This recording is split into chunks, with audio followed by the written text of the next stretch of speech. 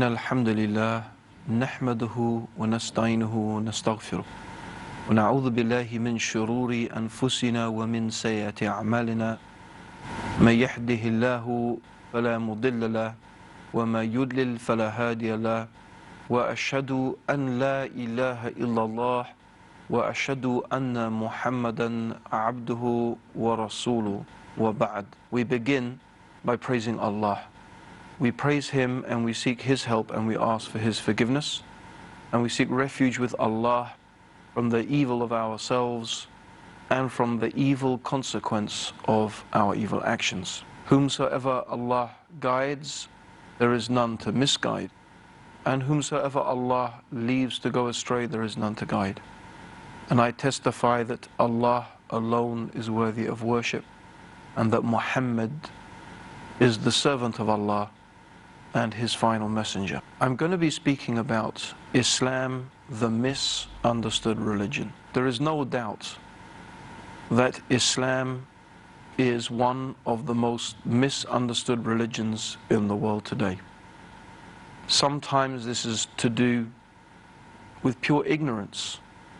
Sometimes this is also to do with negative propaganda in the media. Sometimes perhaps it is that people don't want to know the truth about Islam. But my objective is, over the next few series of programs, to explain some of the things that are commonly misunderstood about Islam and Muslims. And so I've chosen for the topics some common ideas and some common concepts that are often misunderstood about Islam and Muslims. The first being Allah.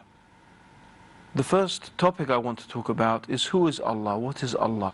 Is Allah the same God of the Bible, or is Allah a different God?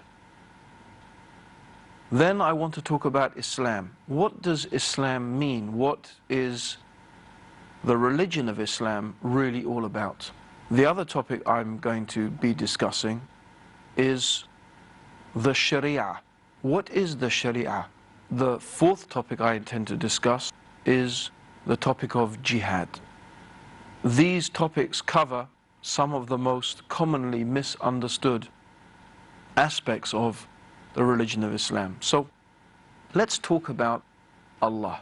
Is Allah the same God of the Bible? Is Allah the same God of Moses, of Abraham, of Jacob, of Jesus? Or was Muhammad, may God's peace and blessings be upon him, calling people to worship a new God, a different God? First of all, let's examine the actual name of God, Allah, in Arabic. People who are experts in the Arabic language have given various meanings and interpretations for the origins of the name Allah. But one of the best explanations, and that has been given by the great scholar Ibn Taymiyyah, he mentioned that Allah is a composite of two words in Arabic. Al, which means the, Illah, which is a deity. And Illah in Arabic is anything which is worshipped, anything in which people put their faith and their hope and their trust, and they worship it. This is an Illah, a God or a deity in English. So Allah is a composite of two words in Arabic. Al, the definitive article, the, Illah, a deity, Al-Illah, and from that to Allah. So therefore the word in Arabic means the God, the deity. It is very clear from the Quran that Allah is the creator, the sustainer, the controller of the heavens and the earth. And this was a fact that was acknowledged by the pagan Arabs. The pagan Arabs in the time of Prophet Muhammad, who used to worship 360 idols around the Kaaba, never actually had an idol or an image of Allah. In fact, the Quran itself alludes to this For example, in one passage, Allah says in the Quran, "Kul ma Rabbus samawati sab'a wa Rabbul Arshil Azim sayaqulu lillah," which means, say, O Muhammad, to the pagans, to the idol worshippers, Allah in the Quran is telling the Prophet Muhammad to ask this question to the idol worshippers: who is the Lord of the seven heavens? Kul ma Rabbus samawati sab'a. Who is the Lord of the seven heavens? Wa Rabbul Arshil Azim. And who is the Lord of the glorious throne? Sayaqulu lillah. They will say it is Allah. In other words, the pagan Arabs knew that Allah was the Lord of the seven heavens, that Allah was the Lord of the glorious throne. In other places in the Quran, Allah subhanahu wa ta'ala asks the Prophet Muhammad to require of the pagan idol worshippers similar questions. For example, who sends down the rain from the sky? Who causes the crops to grow? Who causes that which is living to die and brings that which is dead back to life? In all of those instances, it is said in the Quran, "Sayaqulu lillah." They will say it is Allah. In other words, the pagan Arabs recognized that Allah was the Lord, the Rabb, that He was the Creator, the Sustainer, that He caused the rain to fall, the crops to grow. He gave life and caused death. So this is a fact that the pagan Arabs knew and they recognized. Similarly, Jewish Arabs or Jews who were living in Arabia at the time, and Christians until today who speak Arabic, refer to God as Allah. If one is to open the Bible, which is written in Arabic, then you will find that the Bible in Arabic also refers to God as Allah. In fact, the very word Allah is very similar to the words used in Hebrew, which of course is the original Mosaic language, and Aramaic, which most scholars agree was the language of Jesus. Then we find that various words are used for God in Hebrew, including El, Elo, Allah, Elohim. All of these bear a striking similarity to the Arabic word for the Creator, Allah. The Aramaic word for God is almost exactly similar to the Arabic.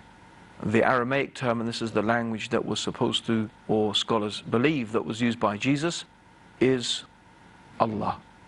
Almost exactly the same as the Arabic term Allah.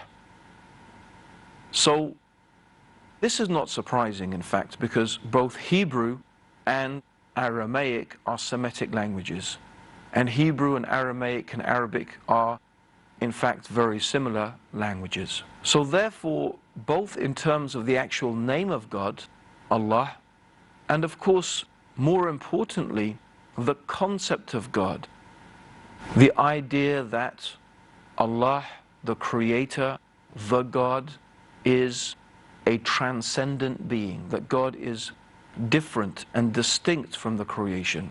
God is the one who has brought the universe into existence, who has created it, who sustains it, who knows all and hears all, and who guides all things within this universe to what is good for them and to what is best for them. This concept, therefore, of God, of Allah, of the Creator, is also the same concept that is shared by Judaism and by Christianity. And indeed many other religions also have, in different ways and in different respects, a similar basic fundamental concept of a supreme transcendent being who has brought all things into existence and sustains them and maintains them. The Quran sums up this belief in God with a very beautiful chapter of the Quran called Surah Al-Ikhlas. And Surah Al-Ikhlas goes like this: Qul huwa Allahu ahad, Allahu samad, lam yalid wa lam yulad وَلَمْ يَكُنْ لَهُ كُفُوًا أَحَدٌ, which means, say, He is Allah, the One. The term ahad in Arabic means one and alone. This negates any concept that someone or something shares in the divinity of God, shares with God's complete power and control over all things. So God is alone. Ahad means not only one but alone. And Allahu Samad, which means Allah is as-Samad. As-Samad means that Allah is the one upon whom all things depend. Everything depends upon Allah. Every atom of the universe, every creature, every object, animate and inanimate, depends completely and entirely upon Allah, while Allah depends upon nothing. Allah is in fact completely self-sufficient and free from all wants and free from all needs. This is all understood in the term as-Samad. The Quran sums up this belief in God with a very beautiful chapter of the Quran called Surah Al-Ikhlas. And Surah Al-Ikhlas goes like this: قُلْ هُوَ اللَّهُ أَحَدٌ اللَّهُ الصَّمَدُ لَمْ يَلِدْ وَلَمْ يُولَدْ وَلَمْ يَكُنْ لَهُ كُفُوًا أَحَدٌ, which means, say, He is Allah, the One. The term ahad in Arabic means one and alone. This negates any concept that someone or something shares in the divinity of God, shares with God's complete power and control over all things. So God is alone. Ahad means not only one but alone. And Allahu Samad, which means Allah is as-Samad. As-Samad means that Allah is the one upon whom all things depend. Everything depends upon Allah. Every atom of the universe, every creature, every object, animate and inanimate, depends completely and entirely upon Allah, while Allah depends upon nothing. Allah is in fact completely self-sufficient and free from all wants and free from all needs. This is all understood in the term as-Samad. Lam yalid, which means that God is not begotten. No one has given birth to God. God is not the son or the daughter or the child of anyone or anything. This is emphasizing and making clear that Allah is distinct and separate and different from the creation. Walam yulad. And also Allah is not the begetter. Allah is not the begetter, nor is He the begotten. Lam yalid, God is not the begetter, walam yulad, and nor is He begotten. So this also teaches us that Allah is not in any real physical sense a father, because God is not a creature to beget, to have intimate relations with, for example, a woman in order to beget a child. So the Quran makes it very clear that Allah is distinct and separate and unique from His creation. Lam yalid wa lam yulad. And finally, this brief chapter of the Quran concludes, وَلَمْ يَكُنْ لَهُ كُفُوًا أَحَدٌ, and there is nothing that can be likened unto Allah. Whatever we can imagine, whatever image that we could put into our head, Allah is not like that. Allah is not like any created thing. Allah is not like the moon. Allah is not like the sun. God, Allah, is not like a human being or like an animal. Allah is not like an existing created thing, nor is Allah a combination of created things, because some people may imagine that God is a combination of created things, maybe with the body of a human, the legs of an animal, the head of another animal. No, Allah is not like a created thing or a combination of created things. And since the only things that a human being can actually imagine, the only things that we can actually imagine are created things. We can only ever imagine in our heads and envisage something either that exists in reality, for example, say, like a lion or a rat or the sun or the moon. We can envisage these things that actually do exist, or sometimes human beings can create images that are, or ideas of creatures or things that don't actually exist, but they are in fact a combination of things that do already exist. But Allah is not a created thing. Allah does not look like any created thing.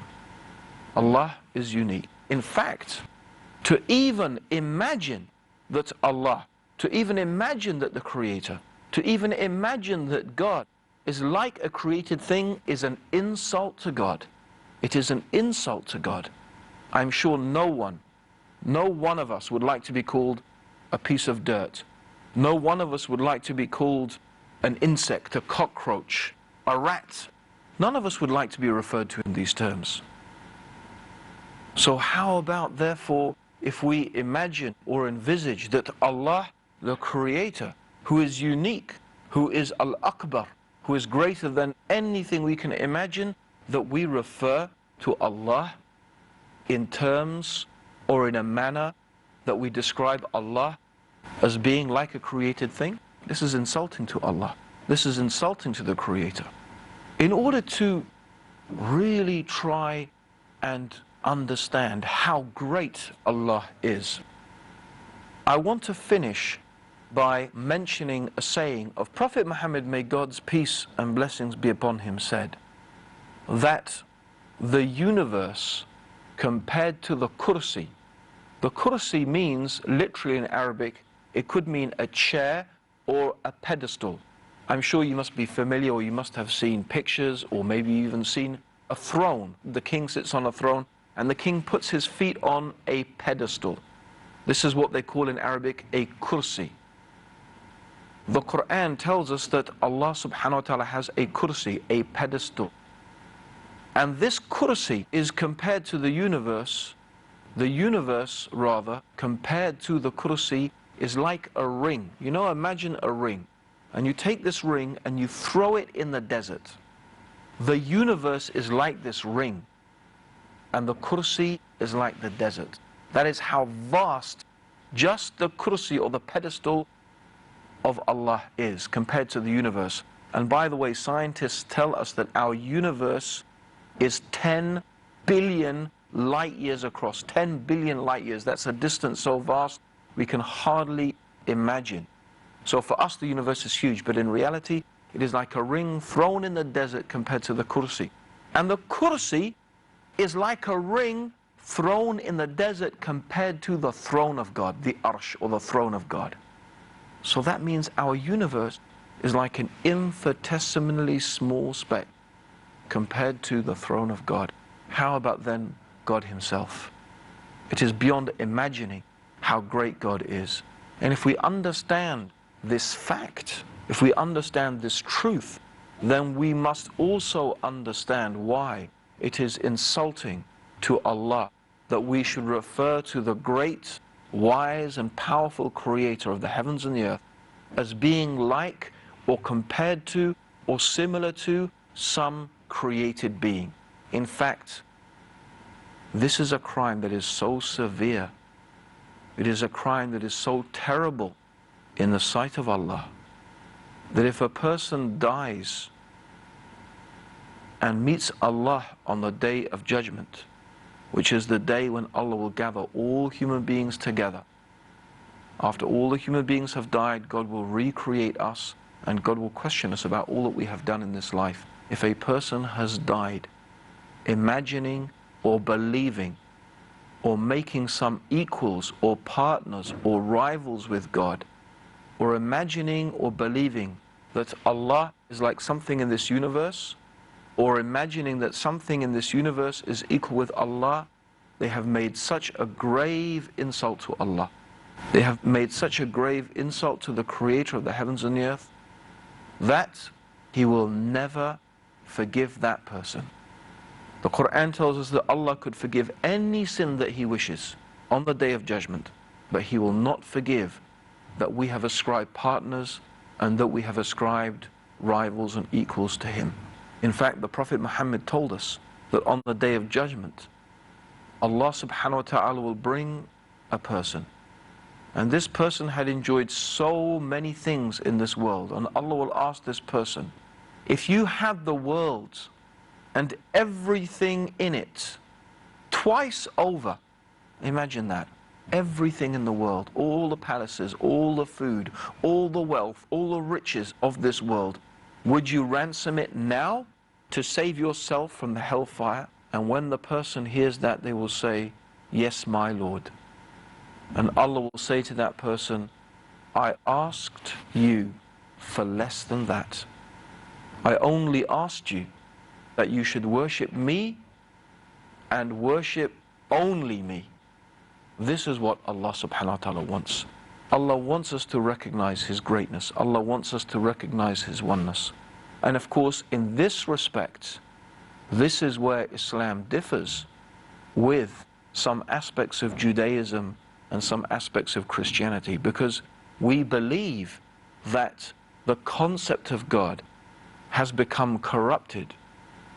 The God is the one God. Allah is the one creator. But in some respects, that concept and that idea of God has been corrupted by other religions. And the purpose, therefore, of the Quran is to return human beings to that correct and that pure and that true understanding, which is in fact deeply imbibed within our own consciousness, our own nature. We believe our very nature helps us to understand this fact. It's what we call in Arabic fitra, the natural disposition. And that is why in times of trouble, in times of distress, when we really think everything is going to fail us, then that is the moment that we remember God and we call upon God completely, believing in only the Creator is going to help us and going to save us. So to conclude, the concept of God in Islam is a universal concept.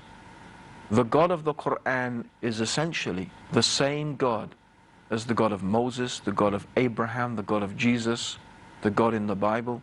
And in fact, Allah is the same God that is universally recognized by human beings all over the world. Allahumma salli ala Muhammadin wa ala alihi wa sahbihi wa sallam.